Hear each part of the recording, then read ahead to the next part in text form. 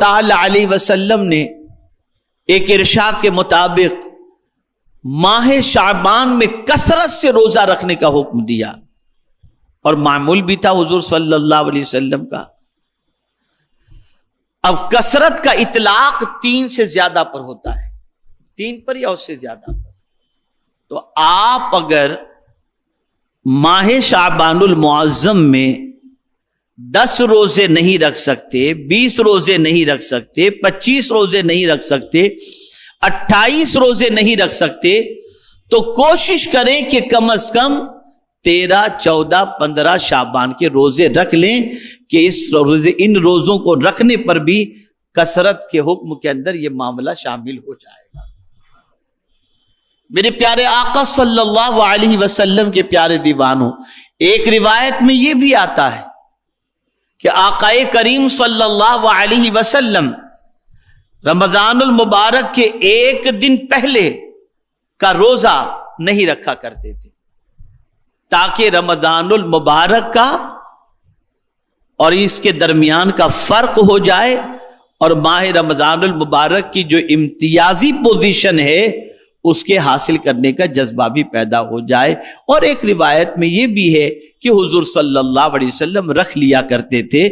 اور اسی کے ساتھ ساتھ شریعت کا مسئلہ یہ بھی ہے کہ اگر کوئی شخص کسی دن کے روزے کا عادی ہے اور وہ دن شعبان کی 29 یا 30 کا دن ہو تو اس دن وہ روزہ رکھے، کوئی مذائقے کی بات نہیں۔ مثال کے طور پر کوئی پیر اور جمعرات کا روزہ رکھنے کا عادی ہے، سال بھر وہ ان 2 دنوں کا روزہ رکھتا ہے، اور اتفاق سے شعبان کی 29 تاریخ پیر ہی کے روز آئی اور اس کے بعد رمضان المبارک کے شروع ہونے کا امکان ہے، تو وہ اس دن روزہ رکھے، کوئی مذائقے کی بات نہیں ہے۔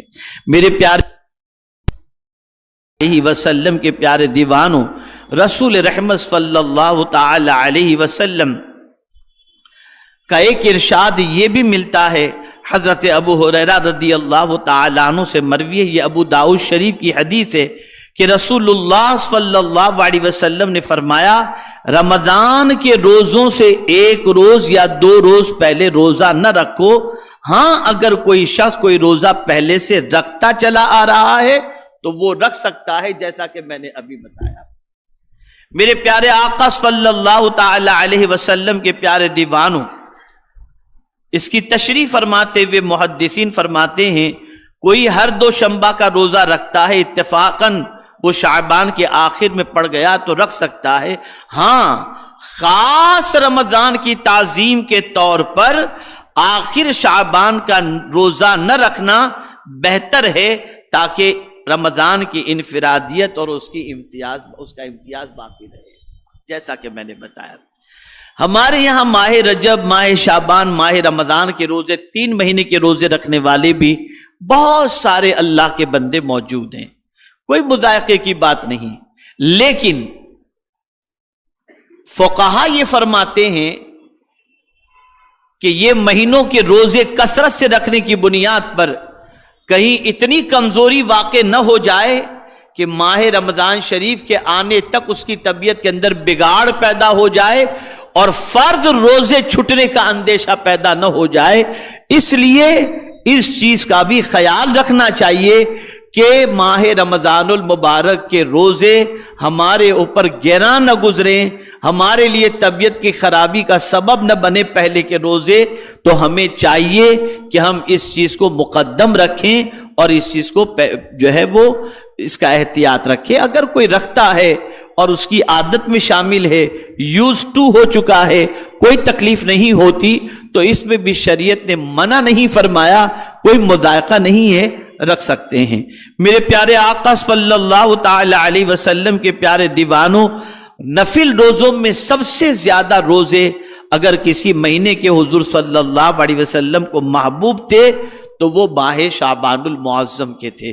یہ چند باتیں میں نے ماہ شعبان المعظم کی فضیلت میں آپ کے سامنے عرض کیا۔ 2 عمل خاص طور پر ذہن کے اندر رکھیں کہ اس ماہ مبارک میں پرٹیکولر 15ویں شب ہی کو نہیں، ریگولر پورا مہینہ اللہ سے توبہ کریں کہ رسول اعظم صلی اللہ علیہ وسلم نے فرمایا یہ شہر المطہر ہے، یہ پاک کرنے والا مہینہ ہے۔ اور میں تو صرف اتنا سوچتا ہوں کبھی کبھی تو مجھے اندر سے ایک خوشی کی میرے اندر سے ایک لہر دوڑتی ہے کہ حضور نے شعبان کو اپنا مہینہ فرمایا کہ شعبان میرا مہینہ ہے۔ ارے سرکار، جب شعبان آپ کا مہینہ ہے تو ہم امتی بھی تو آپ ہی کے ہیں، امتی بھی تو آپ ہی کے ہیں۔ تو جب یہ مہینہ آپ کا تو ہم امتی بھی آپ کے، اور جب یہ مہینہ پاک کرنے والا مہینہ ہے تو اس مہینے کے صدقے میں سرکار ہمیں بھی پاک فرما دیجئے۔ تو میرے پیارے آقا صلی اللہ علیہ وسلم کے پیارے دیوانوں، سب سے بڑی چیز یہ ہے کہ اللہ عز و جل ہمیں گناہوں سے پاک فرما دے، ہماری برائیوں کو، ہمارے گناہوں کو اللہ معاف فرما دے۔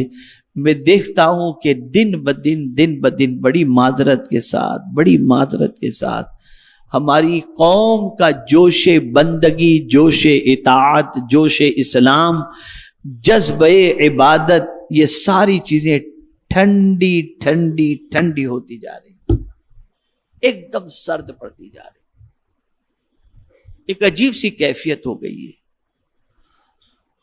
اور برا نہ لگے تو تھوڑا سا اور آگے بڑھ کر کے عرض کروں کہ اب دین ہماری صرف زبان تک رہ گیا، ادھر نہیں اتر رہا،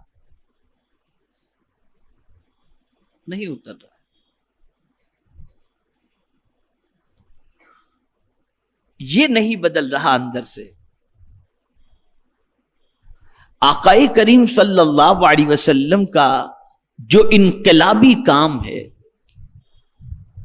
اور جتنے بھی انبیاء کرام علیہم الصلاۃ والتسلیم تشریف لائے، ان کا جو انقلابی کام تھا وہ ظاہر بدلنے والا نہیں تھا، دل بدلنے والا کام تھا۔ انہوں نے دل بدلے لوگوں کی، سوچ بدلی لوگوں کی۔ ہمارا دل نہیں بدلتا۔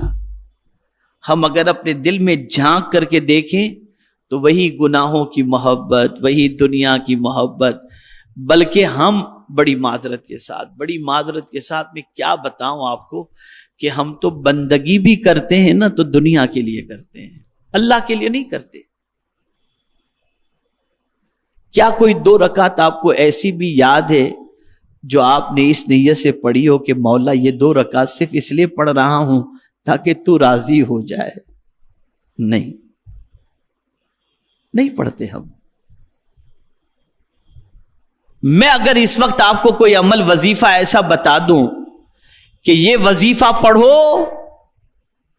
مالدار ہو جاؤ گے۔ اب آپ دیکھیں نا، یوٹیوب پر دیکھیں، سارے باباؤں نے سمجھ ہی لیا ہے کہ مسلمان جو ہے وہ جلدی سے مالدار ہی بننا چاہتا ہے، تو ایسے وظیفے آ رہے ہیں، اگر تم 8 دن پڑھو گے تو لکھ پتی بن جاؤ گے، 10 دن پڑھو گے تو کروڑ پتی بن جاؤ گے، تمہارے اس سے پیسے نکلیں گے، یہاں سے نکلیں گے۔ اور دیکھیے اس پہ ویوز، اللہ اکبر، یہی سب آدمی دیکھ رہا ہے۔ لیکن کوئی ایسا وظیفہ یوٹیوب پر آپ کو نہیں ملے گا کہ یہ وظیفہ کرو تم گناہوں سے بچ جاؤ گے، ایسا کوئی یوٹیوب پر عمل نہیں ملتا۔ قرآن پڑھو تو بھی مال کے لیے، حج کرو تو بھی مال کے لیے، روزہ رکھو تو بھی مال کے لیے، زکوٰۃ دو تو بھی مال کے لیے، سب کچھ ہم کرتے ہیں صرف دنیا کے لیے۔ ہمارے حاشیے خیال میں بھی یہ بات نہیں ہوتی کہ ہمارا رب راضی ہو جائے۔ بس ایک آیت آپ کے سامنے عرض کرتا ہوں اور اس کے بعد میں آپ کے ضمیر کو جھنجھوڑنے کی تھوڑی سی کوشش کروں گا تاکہ آپ اس کو سمجھ سکیں، اور ہفتہ واری اجتماع میں جو آپ بڑے ذوق و شوق سے تشریف لاتے ہیں تو آنے کے بعد آپ کی زندگی میں کوئی انقلاب بھی آپ پیدا کر سکیں۔ اللہ کی رضا کس طرح سے حاصل ہوتی ہے اس کا ایک قرآن کی روشنی میں ایک آپ کو میں طریقہ بتاتا ہوں۔ حضرت موسیٰ علیہ الصلاۃ والتسلیم سے رب قدیر جل جلالہ نے فرمایا اپنی قوم کو لے کر کوہ طور پر آ جاؤ۔ حضرت موسیٰ علیہ الصلاۃ والتسلیم اپنی قوم کو لے کر کے نکلے، لیکن معاملہ کیا تھا؟ معاملہ یہ تھا کہ نبی کی چال اور امتی کی چال میں فرق تو ہوتا ہے نا. تو حضرت موسیٰ کی رفتار تیز تھی، قوم پیچھے پیچھے آ رہی تھی. اب حضرت موسیٰ علیہ السلام کوہ طور پر جلدی پہنچ گئے. توجہ چاہوں گا، کوہ طور پر جلدی پہنچ گئے. تو قرآن کہتا ہے کہ رب نے حضرت موسیٰ علیہ السلام سے فرمایا لما تعجلک عن قومک یا موسیٰ، اے موسیٰ تم نے تمہاری قوم سے آنے میں جلدی کیوں کر لی؟ کہاں ہے تمہاری قوم؟ تم جلدی کیوں پہنچ گئے؟ کہاں ہے تمہاری قوم؟ قربان جائیے جواب پر، خدا کی قسم رونگٹے کھڑے ہو جاتے ہیں جواب پڑھنے کے بعد. حضرت موسیٰ علیہ السلام اپنے رب سے عرض کرتے ہیں قال ہم اولائی علی اثری، میری قوم میرے پیچھے آ رہی ہے، اور میرے مولا تو نے پوچھا ہے نا کہ میں نے جلدی کیوں کی؟ تو اب کہتے ہیں وَعَجِلْتُ إِلَيْكَ رَبِّ لِتَرْضَى، میں جلدی اس لیے کیا تاکہ تو راضی ہو جا. تو راضی ہو. انبیاء ہر چیز میں خدا کی رضا کو دیکھتے تھے، اور ہم ہر چیز کے اندر مال دنیا مال دنیا مال دنیا، اس کے علاوہ کچھ نہیں دیکھتے، کچھ نہیں دیکھتے. ہمارے ذہن میں رب کی رضا کا تصور ختم ہو گیا، ہے ہی نہیں، ہے ہی نہیں الا ماشاء اللہ.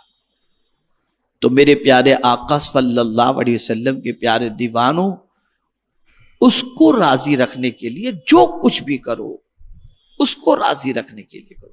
روزے رکھو اس کو راضی رکھنے کے. اس ماہ مبارک میں رات کو اٹھو مصلی بچھا، مولا تو ہم سے راضی ہو جا.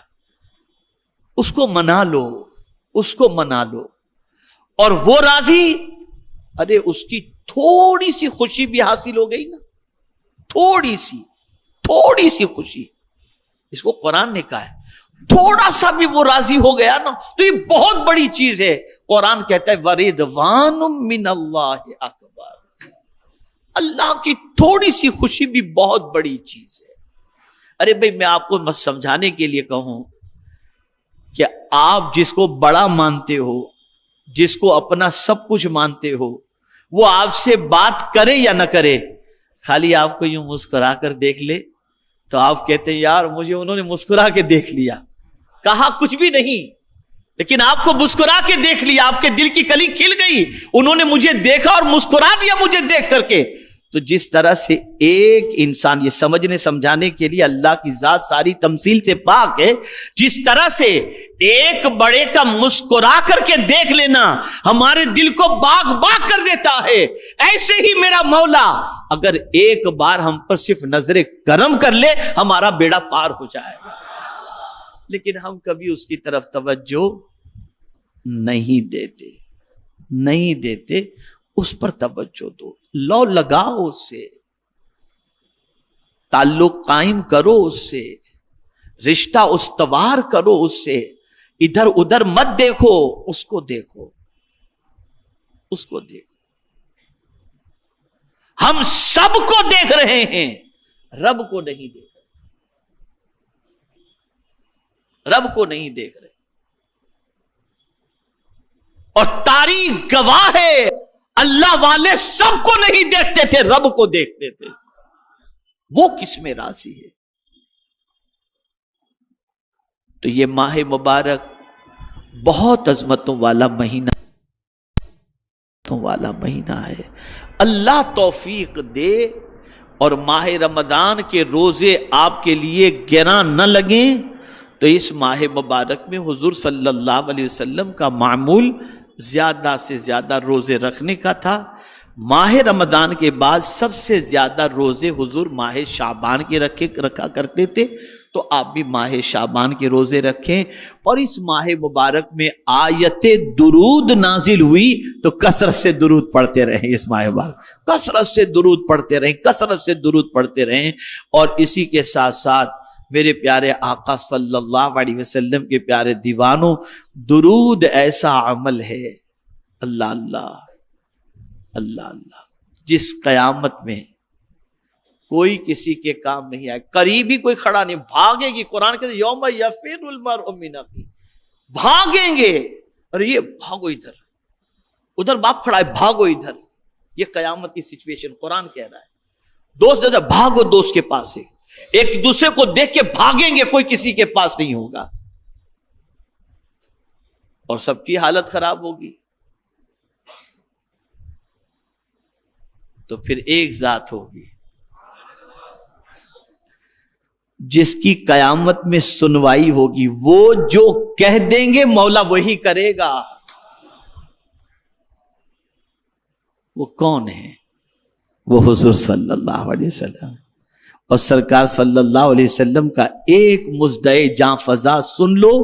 حضور صلی اللہ علیہ وسلم فرماتے ہیں قیامت میں مجھ سے سب سے زیادہ قریب وہ ہوگا جو مجھ پر کثرت سے درود شریف پڑھتا ہوگا. ماہ مبارک میں کثرت سے درود شریف پڑھو، کثرت سے درود شریف پڑھو، حضور صلی اللہ علیہ وسلم کا قرب نصیب ہوگا. اور میرے امام نے بڑی پیاری بات فرمائی، اللہ اللہ، آسیو تھام لو دامن ان کا، آسیو تھام لو دامن ان کا، وہ نہیں ہاتھ جھٹکنے والے. اگر تم نے حضور کا دست کرم تھام لیا قیامت میں تو ہر کوئی ہاتھ جھٹک دے گا، لیکن اگر کوئی ذات ہے جو ہاتھ نہیں جھٹکے گی تو وہ مدینے کے تاجدار صلی اللہ علیہ وسلم کی ذات بابرکت. اللہ مجھ پر آپ پر سب پر کرم کی نظر فرمائے اور ہمیں ماہ شعبان المعظم کے احترام کی بھی توفیق نصیب فرمائے اور اس میں عبادت و ریاضت کی بھی توفیق نصیب فرمائے اور کثرت سے درود شریف پڑھنے کی بھی توفیق نصیب فرمائے. وما علینا الا البلاغ المبین. السلام علیکم ورحمۃ اللہ تعالی وبرکاتہ.